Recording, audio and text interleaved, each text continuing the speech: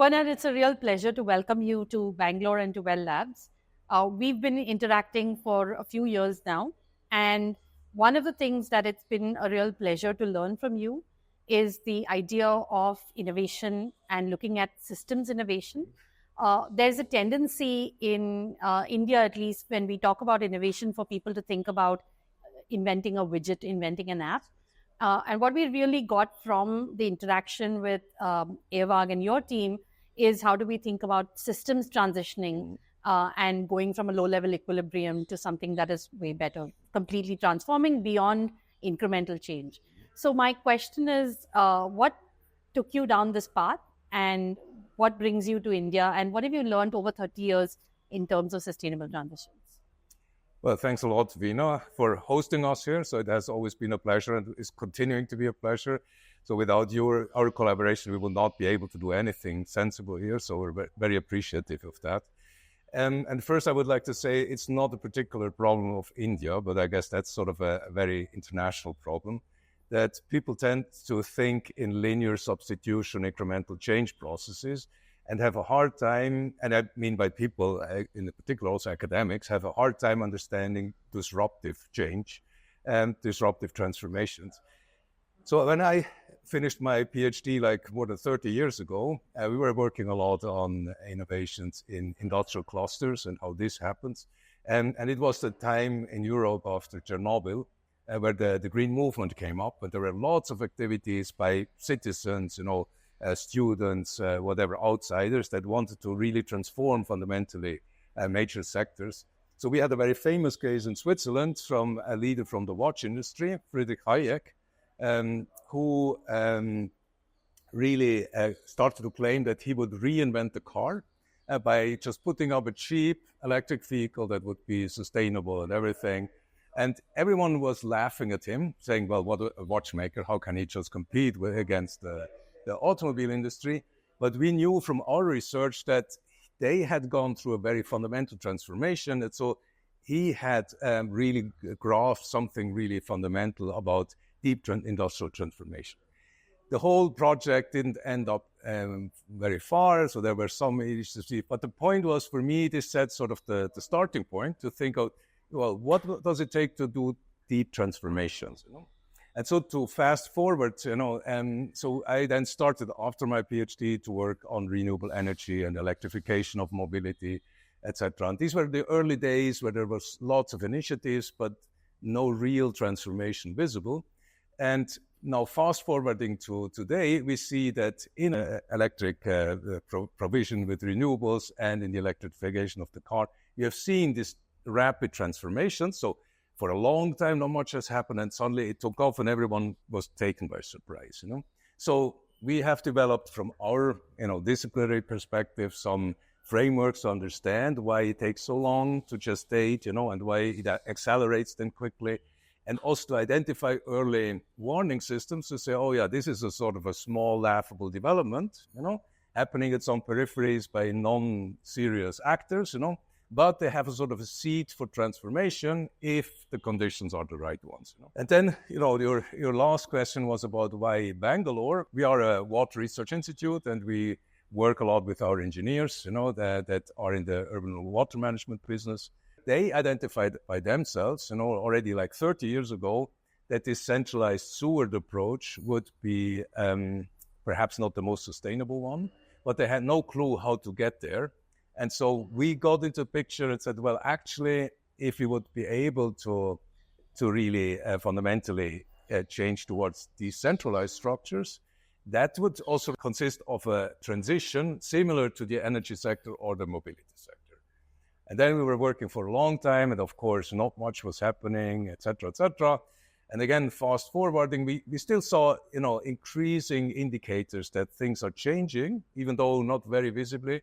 And then, like 5 years ago, we started to see some really encouraging things developing in San Francisco, but also were introduced to Bangalore as an interesting case, etc. And with our, frameworks, we could sort of say, yeah, Bangalore is really an interesting place. It's perhaps the place globally where you have to go where the action is. And so that's when we started to reach out and find partners, etc. And I would say from our understanding, we're still confident, that we're in such a situation where the small signals are prevailing. I always say it's very hard to predict, if not impossible, to say when a takeoff would come. It's like earthquakes, you know everything about the mechanics of work. You can still not predict when it happens. And I would say we're here in Bangalore in a similar situation. So things are brewing up, are bubbling up, etc., and they might develop into something.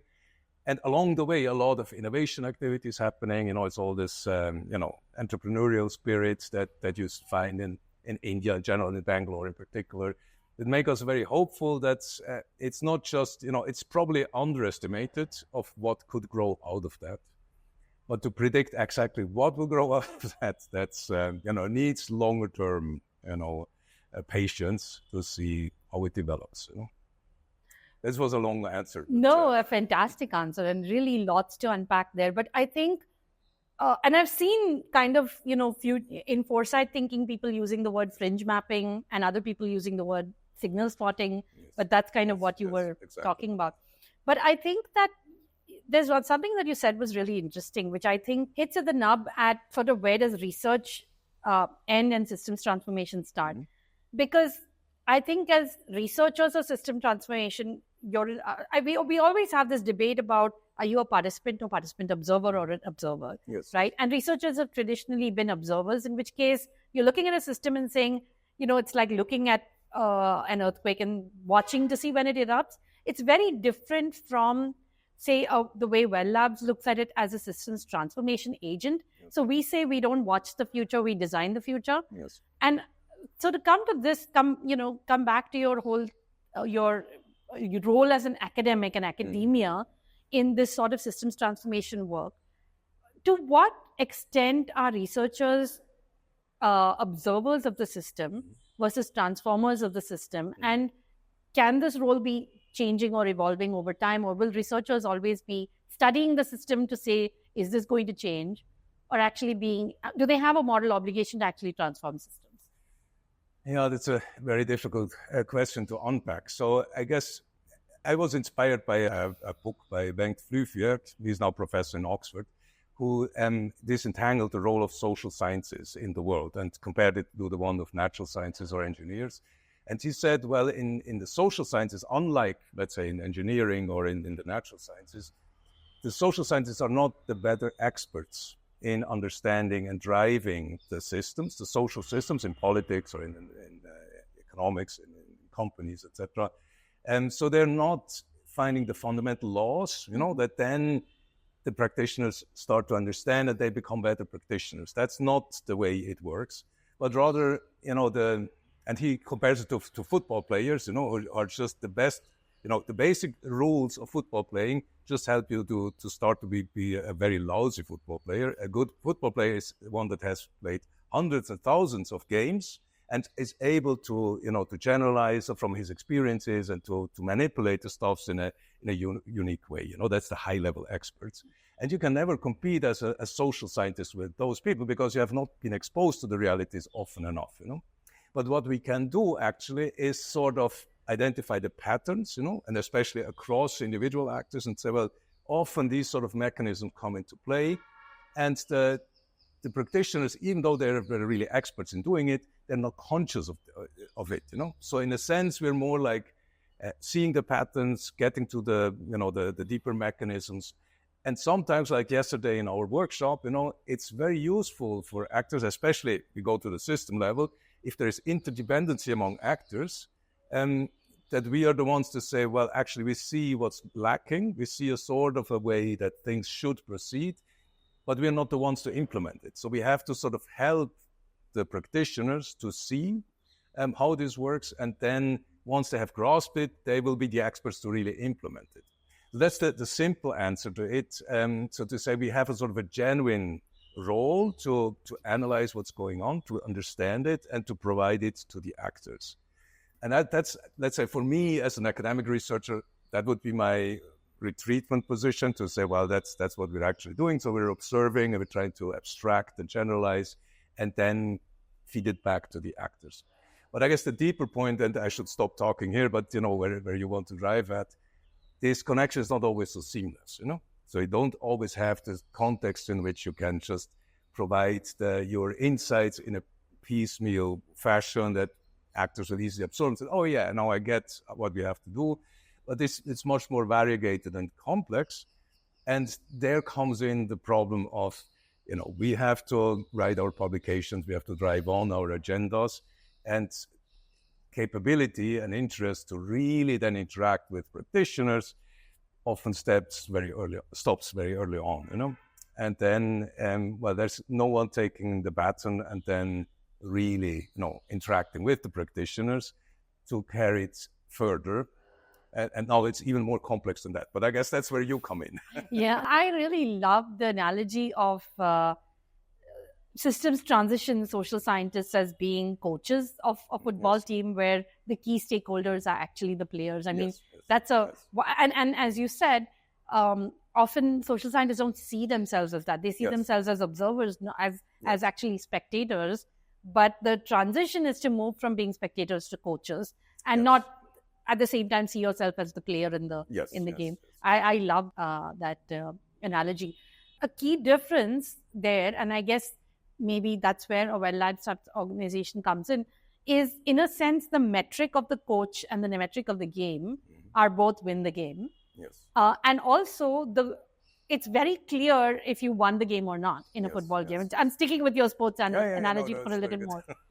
But I think often, as you said, that academics don't necessarily have the same end game. And we saw this in our workshops as well, where people said, well, I spent an entire day with you because I'm interested in systems transformation, but what's in it for me? If all we did was go back and write a paper about it, people are going to feel let down. And the next time they're not going to engage. So you really do need to have a player, and I'm going to put Well Labs as a player whose metric is the same as the team, right? Because in a sense, there's the sports analyst, there's the coach, and then there's a team. And I think this is a really good. But let me ask you a follow-up question, and I'm going to stick to the sports analogy for a couple of minutes more. I was at Stockholm last week, right? And it was a very interesting conversation on the centralized, decentralized debate, which is, to stick to the sports analogy, in a game, everybody knows if you won the game or not. The goal of everybody involved is very clear: the spectators, the coach, and the team.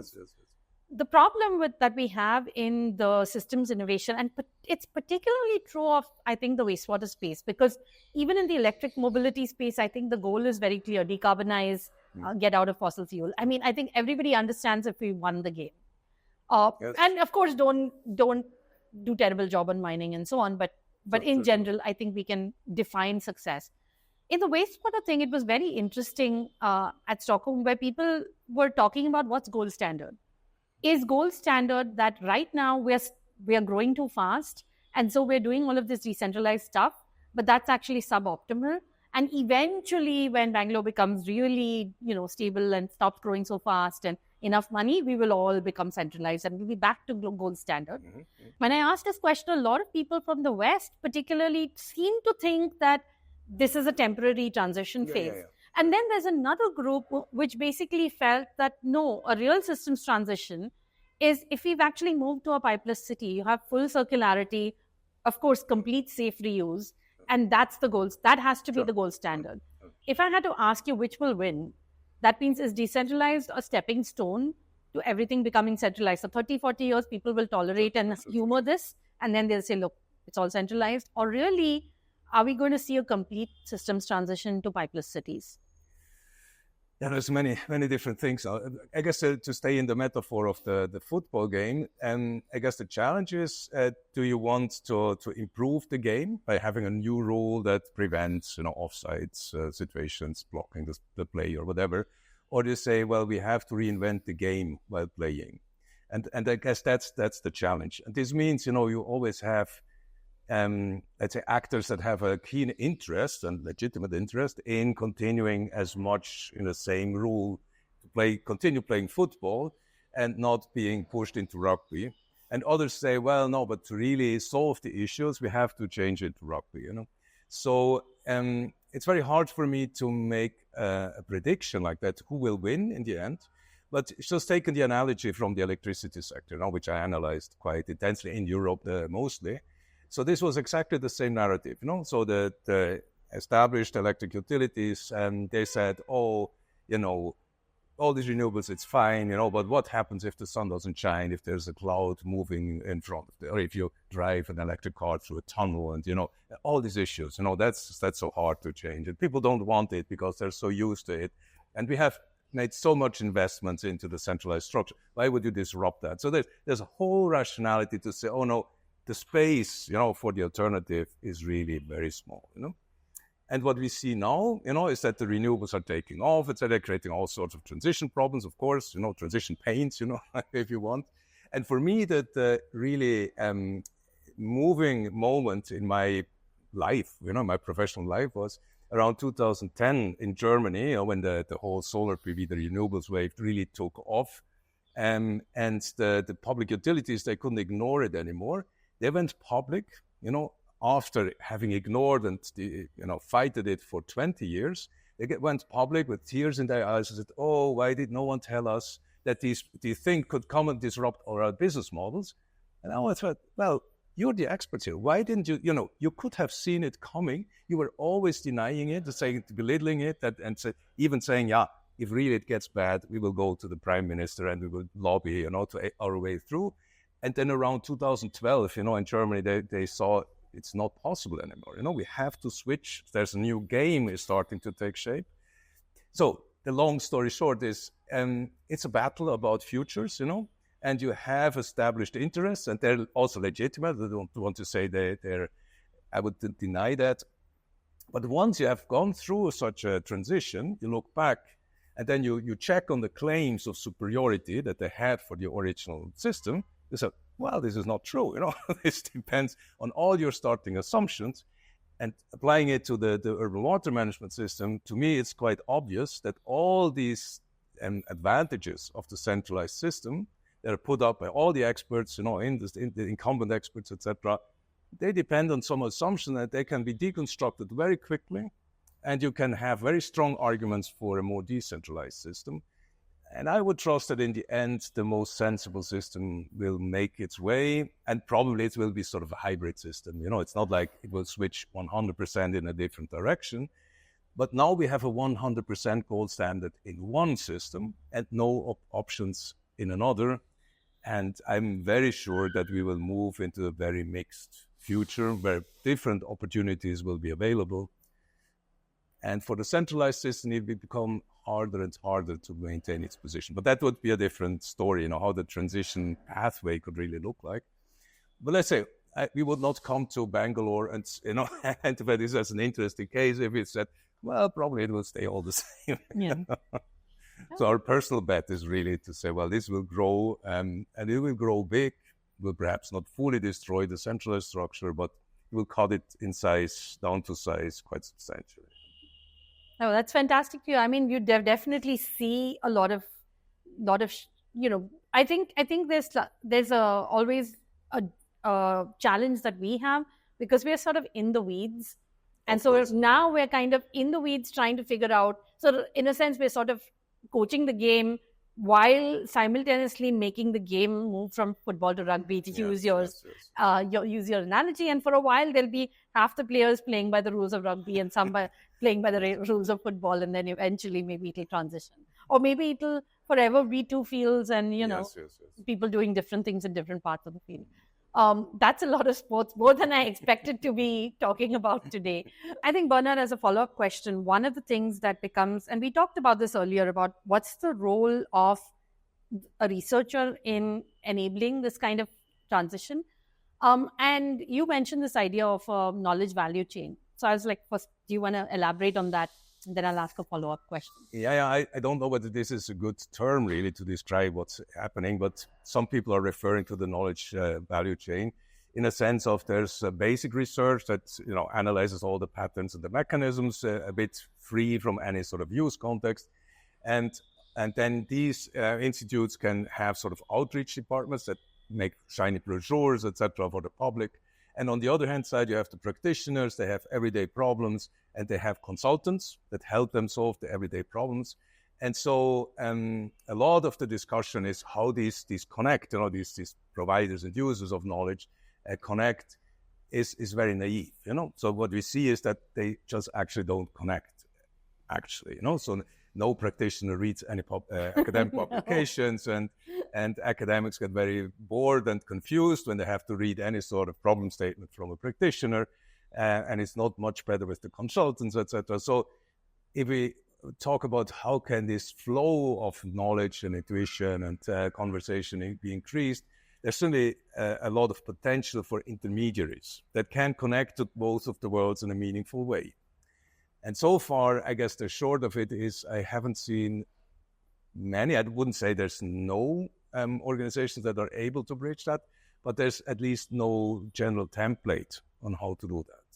And that's where I see, your own ambition as very worthwhile, but also incredibly complicated to fill this gap and to even measure the gap, to know, we had did the conversation about how big should Web Labs grow in order to really make the bridge.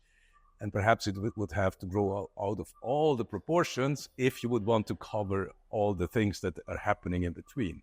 So that, perhaps you should say a little bit how you approach this. So how to, have a sort of strategic position in there and still, remain in a manageable size and to build up a specific also kind of competencies, to do this bridging. Absolutely. I think that, and I've been a researcher for a lot, in my life, and I made this a very conscious transition a few years ago. But I think that firstly, the problem value chain itself, at the nub of it, there's a problem, right? Because you're kind of saying that the really valuable knowledge is being generated and then everybody else is just taking it. Yes. And so there's and I've described this as the push, kind of saying that I'm giving you knowledge, here, take it. But actually, often it's as important to kind of listen. And so the value, as you said, of a knowledge broker or intermediary is to also have kind of the conversation go the other way, saying what are gaps that aren't being addressed. And I think this is very important because when we come from a field like hydrology, for example, often you see that the incentives of hydrology researchers is to actually publish for their peers. Yes. Literally, that's what peer-reviewed publication is. And often what I find is that's a closed conversation. Yes. Because I get judged as a great scientist when my colleagues think that the question I've answered is great. And that has absolutely nothing to do with what the practitioners think is a cutting-edge problem at the moment. So firstly, but nobody's telling that group that, that this is a question you need to be answering. And I noticed, at least when your primary way of knowledge production is peer-reviewed publications, that's a very clunky mechanism. Yes. Recently, I was doing one of those things that all academics have to do, which is respond to reviewer number 3. And what I found is that the reviewer in that particular case wanted to see the way the paper was written as answering a debate within a closed community. Yes. And the idea of being use-inspired, and this word is used as use-inspired research, and everything that you do in innovation studies or we do in water resources, these are not fundamental sciences. These are already, applied research. And so the question is, to what extent should that conversation be directed so that it's better answering or responding to societal concerns? And I think that's where sometimes a knowledge broker can do the reverse, saying, firstly, take the best state of the knowledge and synthesize it to address practitioners, but also take what practitioners are asking and find the gaps in research, go back to researchers and say, hey, that's a real gap. It's something that we are not finding answers to, and help kind of researchers also be more useful in the knowledge they generate. Yeah, I like very much that you say it's a two linear model. I guess there's like two breakpoints in this logic. So that the first one is, as you said, the academics are horrible, in producing outputs that is sort of connectable to real world problems, and all the brochures that are produced, etc., are of very limited value. They're fluff. Yeah. But there's an opposite problem, from the practitioners that are just concerned about everyday problems, and everyday problems typically don't have a lot of, academic sort of value in themselves, and it would be also a waste of time of the talents and the investments we made in our capabilities to then run to solve problems that consultants can solve. And my take on it, and I guess that's also what you have in your framework, is it's about the strategic questions. So it's like the patterns that no individual actor can easily solve, where you depend on the collaboration among different actors, where you have sort of systemic effects that come into play. And these are very useful contributions that academic research can contribute to practitioners, even often without the knowledge of the practitioners knowing that they have this need. So it's also about educating them about needs, that they could have. And I guess the workshop that we had is a good example for that, to say, well, actually, the blaming game, if you go to the different actors, they say, we would be perfectly prepared to solve the problem, but the government is not doing its job. And then, the users are also not prepared. And so if they would finally do their job, then we would be providing solutions for the world. You go to the regulators to say, the suppliers are not really doing their job. We have a lot of problems with acceptance, etc., and so on. So go from one to the other. They always blame. There's sort of a blame game that will not lead to anything. That's just preventing solutions to appear. And so one of the things to learn and understand is really, that this is sort of a systemic problem that has to be solved at a different level. Right. And this is something that you have to co-construct, So it's not that the academics will come and show you the solution, but they can help you to better understand the problem in the first place. And I guess that's the forms that have to be constructed by some intermediary, that is knowledgeable about the problem, the fundamental problem in the first place. And then, our hope is that then out of this, better solutions will emerge. And, that's where have betted my own career on. And it worked out sufficiently well in many cases. Not always. There's also lots of frustration on the way, of course, But I guess that's the understanding. So, to take up your critique, it's not a linear chain that has to, be oiled in order to work seamlessly, but it's more like a co-construction process where you have to define the problem, identify potential solutions. And then in the end, it's always the actors that have to decide, will I take the money in my hand and just invest into something? Will I go for it? Because without that, nothing will happen, So I guess that's a sort of a much more variegated understanding of the different roles that the partners have in this game. And so far, I guess it's fair to say that the linear model is still dominant in most of the discourses. But I think it's dominant, and because the discourse is sitting within academia, and that's, but I think a lot of practitioners sometimes don't even remember that academia exists. So in a sense, they don't even realize there's knowledge out there that could be harvested because it's a constituency that they haven't seen giving them anything. So they're like, oh, okay.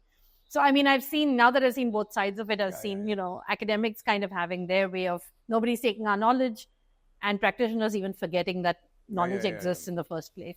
But I do think that sometimes practitioners ask very fundamental questions which academia hasn't thought about. So I really do think that sometimes you've sat within a knowledge bubble for so long that you haven't seen that. But I really liked your analogy then of the role of the knowledge broker is to enable the conversation both ways on one hand, but also connect the dots. So get everybody onto a level platform. And you described it earlier as the setting of the table, of everybody being on the same table as to what knowledge is available. Because, of course, knowledge is not one type, right? There's technical knowledge, there's economics, there's other types of knowledge. And so I think bringing everybody onto the same page and framing those conversations.